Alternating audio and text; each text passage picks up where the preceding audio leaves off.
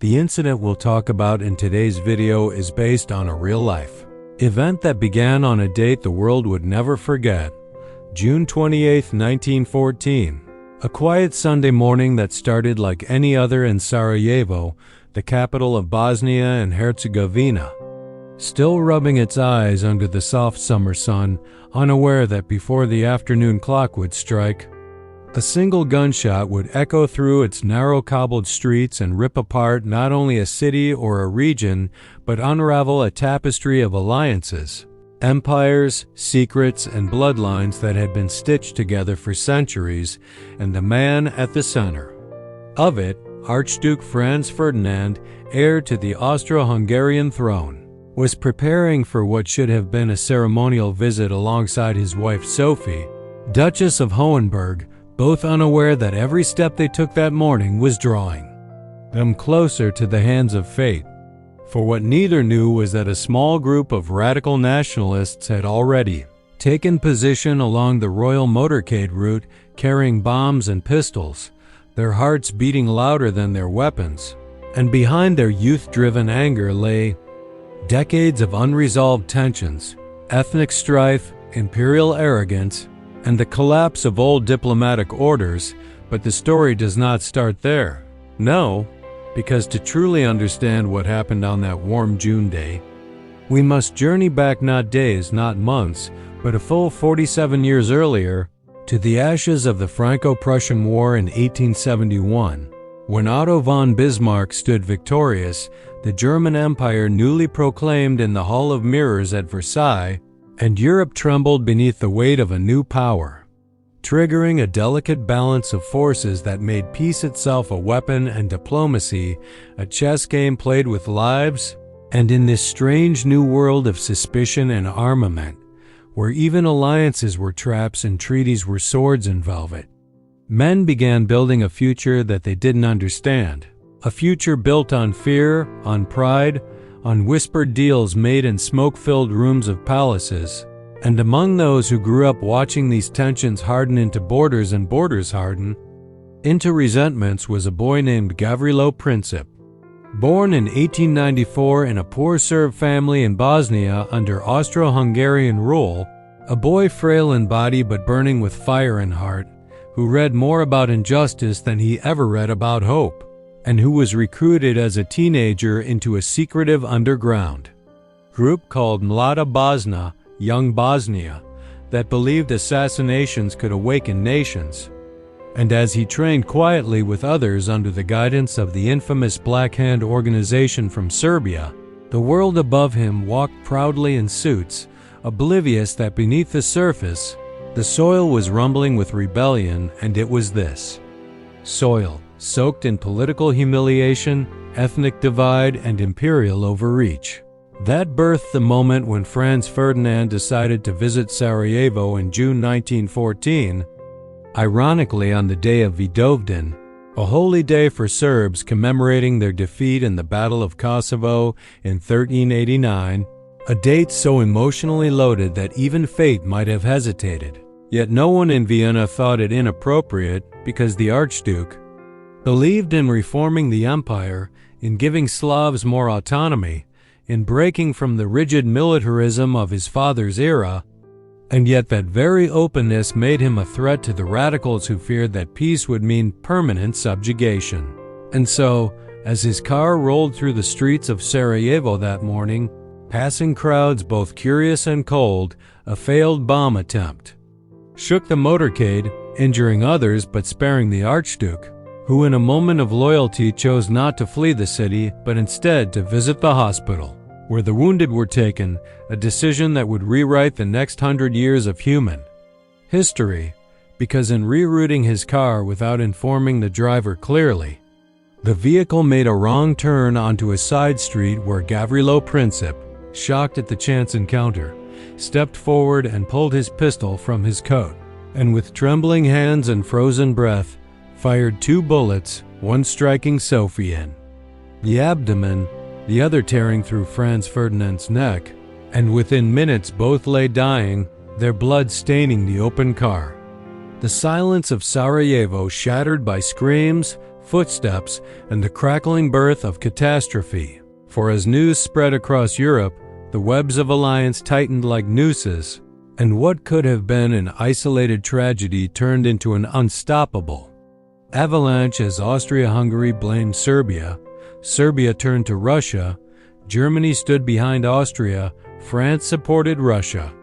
Britain prepared for the worst, and within a month, nations declared war not out of desire, but out of obligation, like dominoes pushed by hands they never saw. And beneath the loud boots of soldiers marching to trenches, no one noticed the death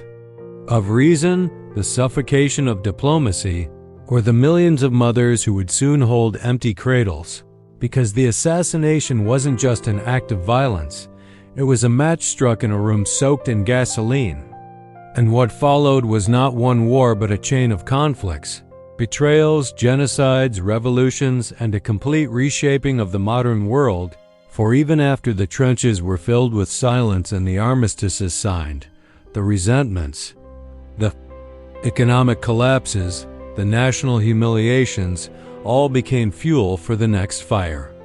And in this story we now begin, where each part unearths not just history, but how a single moment can fracture time itself, and how the ghosts of a single day in 1914 still wander the borders, flags and fears of our world today. Today, haunting.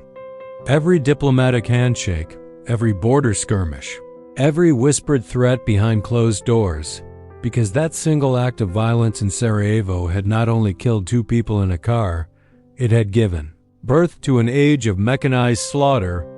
chemical warfare, trench horrors, global propaganda, and generational trauma. And as the world spiraled into war, the assassination became a symbol used by all sides.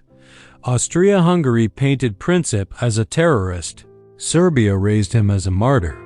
and the empires that had once hidden their claws behind treaties now bared them fully, sending millions of young men into a war none of them truly understood, where death came not by swords or honor, but by rats, gas, and mud. And as the trenches of the Western Front stretched from the North Sea to the Swiss border, a generation was swallowed into silence, while back in Bosnia, the street corner where Princip had fired, his shots became both cursed and sacred, a place where historians, spies, and storytellers returned again and again, trying to unravel not just what happened, but why, because beneath the politics lay something older, something ancient. The truth that empires, like people, carry wounds they never show, and those wounds bleed into history until someone finally screams loud enough to break the silence. And Gavrilo's scream had come not from anger alone, but from centuries of Balkan bloodshed, a region carved and recarved by Ottomans, Austrians, Hungarians, Byzantines, and Serbs, where every village had a graveyard older than its church, where every family had a memory sharper than its knives. And though the Great War was triggered by his bullets, the fuel had been soaked through centuries before he was born, in deals made at congresses in Berlin and Vienna, where maps were redrawn, with pens that had never touched the soil they divided. And now, as Austria-Hungary launched its attack on Serbia in July 1914, it expected a swift victory. But history, as always, had other plans, for Russia mobilized in Serbia's defense. Germany declared war on Russia, then France, then invaded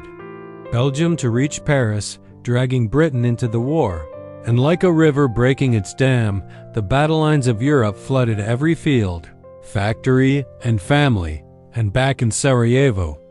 the people watched as their quiet town became the mythic birthplace of apocalypse, while Gavrilo Princip, barely 20 years old, was arrested and dragged into court, not as a man, but as a symbol, pale, sick, coughing blood, his body rotting from tuberculosis, but his mind sharp, his eyes burning, declaring before the judges that he loved his country more than life. And when asked if he regretted it, he said no, because he believed he had awakened a sleeping world, even if it cost him everything. and the Austro-Hungarian authorities, unable to sentence him to death due to his age, locked him away in a dark fortress where he would spend his remaining years chained alone, his arms eaten away by disease and iron shackles. Dying at just 23, yet his shadow remained, hovering not just over his prison cell but over all of Europe, where leaders now sent letters wrapped in war declarations and soldiers bled for kings they'd never seen. And while the Western Front froze into stalemate, the Eastern Front became a maelstrom of shifting alliances, massacres, and revolutions, for even as Austria struggled to defeat Serbia, the Russian Empire began to crack from within, and soon Lenin, watching from exile, would see in the war not chaos but opportunity, waiting to ride the tide of blood back into Russia and break the Tsarist throne. All because one man had fired a gun in Sarajevo. And this is how history works. One moment becomes 1,000. One man's pain becomes a continent's collapse. And the world that emerged from the gunshots of 1914 would never again be the world that came before. Because from that moment onward, everything changed. The way nations were governed, the way borders were drawn, the way people trusted power, and even though the war dragged on for 4 brutal years, ending in 1918 with Germany's defeat and the Treaty of Versailles, the seeds of destruction had already been planted deeper. For the treaty that ended the war punished Germany with such cruelty that resentment became law. And into that fertile soil of anger walked a failed Austrian painter with a twisted vision of revenge and empire. A man who had marched as a soldier through the trenches, who blamed the Jews, the communists, and the old elites for the collapse, and whose rise to power would only be possible because the world had never truly healed from the First War. And so the bullet in Sarajevo didn't just kill a duke, it opened a wound that Hitler, Mussolini, Stalin, Churchill, Roosevelt, and Hirohito would all walk through, dragging the globe into another war deadlier than the first. And the ghosts of that assassination now wandered not just Europe but Asia, Africa, and the Americas, where colonies had sent their sons to die in a war that wasn't theirs, and upon returning home, they no longer bowed to the same flags, no longer believed the same promises, and thus the First War became the parent not just of the Second, but of independence movements, civil wars, and ideological clashes that would stretch across the 20th century and beyond, from the deserts of the Middle East to the jungles of Vietnam, from the icy stare of the Cold War to the burning towers of modern terror. And yet, in all of this, the street in Sarajevo remained, quiet once more, visited by tourists and historians, its cobblestones aged but its memory fresh. Because some streets carry more than footsteps, they carry turning points, they carry echoes, they carry the heartbeat of a century, and in the whispers of the city's wind, if you listen carefully, you might still hear the gunshot that changed the world, the gasp of a dying duchess, the rush of feet on stone, the shouts of soldiers, and the soft cough of a dying prisoner in a cold cell, dreaming not of victory, but of meaning, wondering if the world had understood what he had tried to say with a gun. And though most remember the war that followed, fewer remember the layers beneath, the treaties that failed, the families that bled, the children who grew up without knowing peace, the flags that rose and fell like empires made of paper. And that is why this story is not about war alone, it is about memory, about consequence, about how history never truly forgets even the smallest spark if the world around it is dry enough to burn. And the fire that followed from that one spark would crawl through the pages of history like a living creature, devouring treaties, empires, monarchies, and faith in order itself. Because while the visible flames of war consumed trenches and cities, a quieter fire crept beneath the surface, one that scorched old ideas, melted rigid traditions, and turned millions of ordinary people into witnesses, refugees, soldiers, and corpses, each life becoming a thread in a global tapestry too vast to ever fully comprehend. And even as generals drew up maps and leaders gave speeches from behind oak desks, the ordinary man and woman began to question everything, their leaders, their gods, even time itself, because nothing after Sarajevo felt fixed anymore, and this sense of fragility, this constant sense of the world being one misstep away from collapse, would come to define the 20th century in ways that no scholar, no prophet, no emperor could have predicted. For while the headlines screamed of victories and defeats, deeper shifts were happening in silence. Women who had replaced men in factories refused to return to invisibility, colonies that had bled. For empires began to demand freedom. Ideologies that had once whispered from dusty books now roared through cities as revolutions. And the battlefield of the world moved from muddy trenches to every corner of every continent. And even after the guns fell silent in 1918, the soul of the world remained shattered. Like glass pieced together under pressure, fragile and waiting, and as the victors met in Paris to decide the fate of the defeated, they carved borders not with care but with vengeance, redrawing nations, dismantling empires, birthing new states. Like Czechoslovakia and Yugoslavia, each stitched together with hope and tension, while others, like Germany and the Ottoman Empire, were sliced apart, their pride bleeding into the soil. And in this chaos of reconstruction, no one asked the people what they wanted, and so seeds of hatred took root, seeds that would be watered by humiliation, economic ruin, and extremist ideologies. And as the 1920s roared in the West with jazz, industry, and reckless optimism, in Europe's darker corners, bitterness fermented, especially in Germany, where the war guilt clause of the Treaty of Versailles, combined with massive reparations and territorial losses, created a perfect storm for the rise of something monstrous. And while Gavrilo Princip's frail body decayed in a forgotten grave, the consequence of his action lived on, mutating and spreading like a virus of history for across the world. People began to remember Sarajevo not as a warning but as a spark, proof that a single bullet could unmake nations. And among those who remembered most clearly were young ideologues in Germany, Italy, and Japan, who saw the power of sacrifice, the potency of myth, and began shaping new narratives of destiny, vengeance, and rebirth. And as fascism took root in Italy under Mussolini, as Japan turned militaristic and imperial, and as Hitler climbed from prison to podium, shouting about betrayal, blood, and revenge, the world watched with weariness, hoping peace could hold, but not preparing for the storm, because they had misunderstood Sarajevo. They thought it was an accident, a moment, a fluke, when in truth it was a mirror, showing what happens when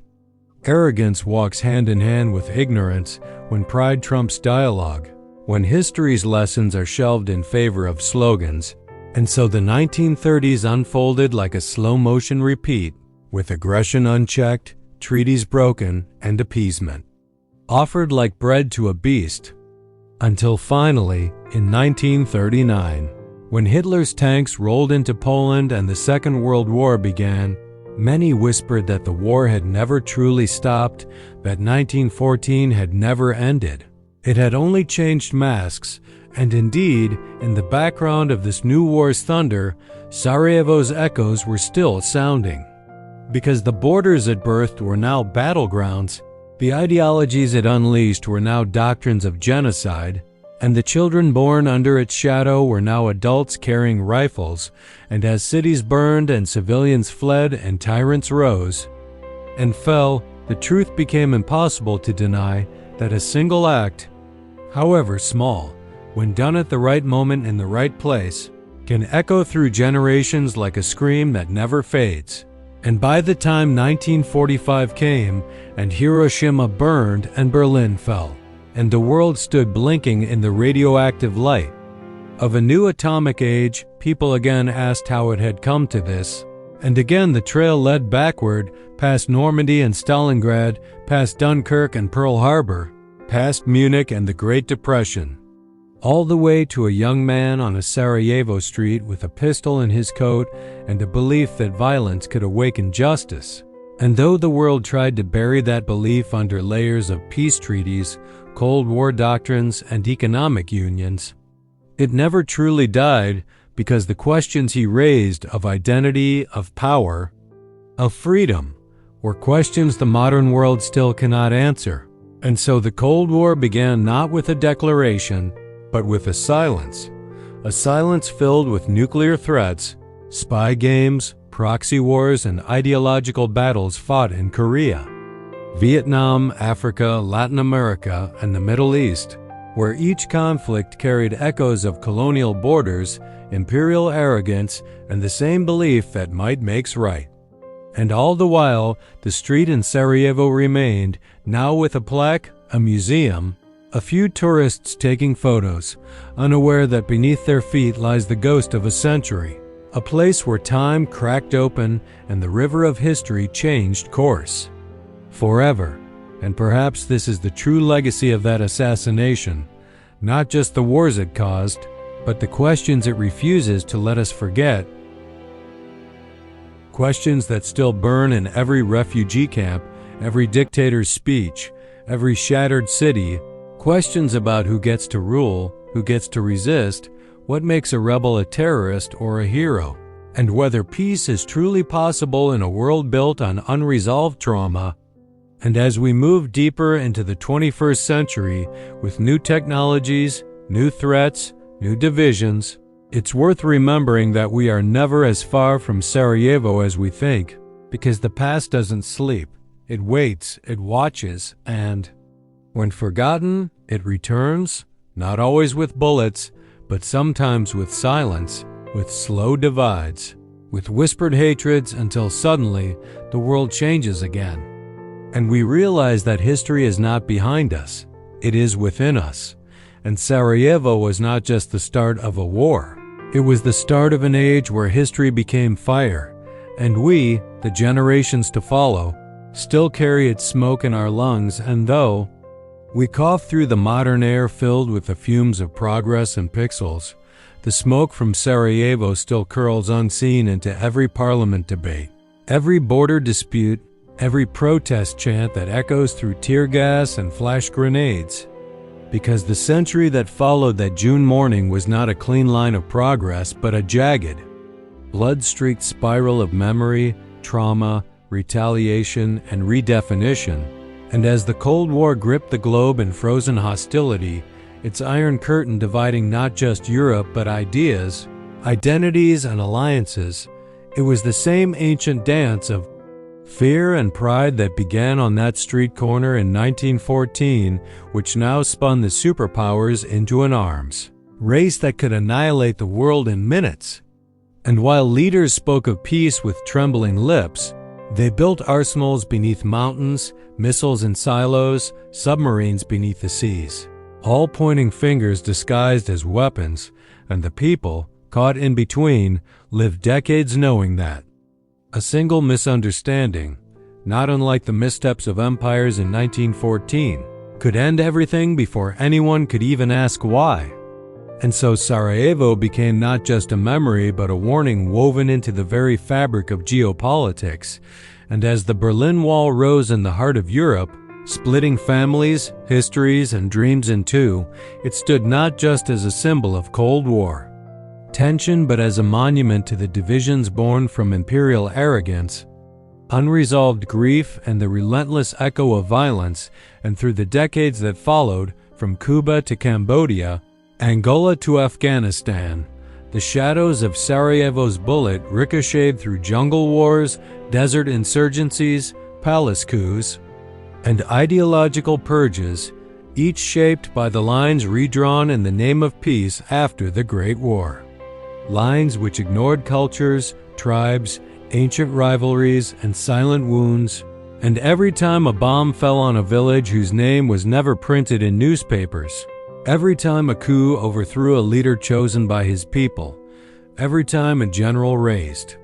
a flag over a pile of rubble and declared order, Sarajevo whispered, This too is part of the fire. And even as the 1980s brought computers, satellites, and shimmering illusions of global unity, the hidden cracks deepened, and when finally, in 1989,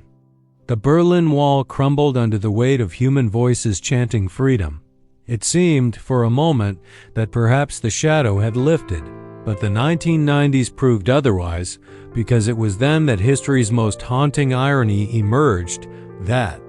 the very land where Princip had stood and fired his gun, the Balkans, would once again drown in war, neighbor against neighbor, city against city, churches burned, mosques shelled, families torn apart not by invaders but by people they once called kin, and in Bosnia, Croatia, Serbia, the ghosts of empires rose again, and this time,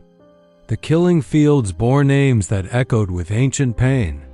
Srebrenica, Vukovar, Sarajevo again. Yes, Sarajevo, once more under siege. Not by foreign armies, but by those who had grown up on the same streets, now enemies with memories older than reason. And for nearly 4 years, the city was bombarded daily. Civilians hiding in basements, snipers picking targets from rooftops, children growing up in darkness, all while the world watched on television, horrified but hesitant. And as the United Nations debated and delayed, the world finally had to confront the truth that the century of war sparked in 1914 had never really ended. It had only evolved. And every failed treaty, every blind eye, every greedy politician and indifferent general had simply passed the fire from one generation to the next. And so even as peace accords were signed in Dayton and new flags were raised over old lands, the scars remained in the eyes of survivors, in the rubble of homes, in the graveyards that now stretch across the hills of the Balkans like bitter poems. And still the world did not learn, because as the new millennium dawned, with satellites circling the earth and information moving faster than thought, Sarajevo's lesson was still unread by those in power, and so the pattern returned in Iraq, where empires once drew borders with rulers and ink now fell to occupation and insurgency, in Syria, where a revolution became a labyrinth of factions and foreign interests, in Ukraine, where the ghosts of old imperial ambitions reawakened, under the thunder of tanks, in Africa, where mineral riches drew blood and proxy wars, and in every place where maps were made before understanding was given, the century of war lived on, morphing through technology but born from the same womb of misunderstanding, domination, and pride. And yet despite it all, despite the pain, the history, the betrayal, the grief, the people endure. Because in every Sarajevo street, in every war-torn capital, in every refugee's memory, there exists not just suffering but an unbroken thread of survival, of witness, of refusal to forget, and perhaps that is the true ending Sarajevo never received, not peace in a document, not justice in a courtroom, but remembrance in the hearts of the living, who teach their children what the world tried to silence, who light candles for names that never made it into history books, who walk across bridges once shelled, hold hands across bloodlines once shattered, and still believe, however naively, that understanding is possible, that peace, though fragile, is worth pursuing, and that perhaps one day the fire that began on that fateful June morning might finally burn out, not through destruction, but through the gentle, defiant, persistent act of remembering what it cost, and passing that memory on like a sacred oath sworn not on a battlefield but beside a broken monument, whispering to the wind that history will not be repeated, not because we forget, but because we dare to remember.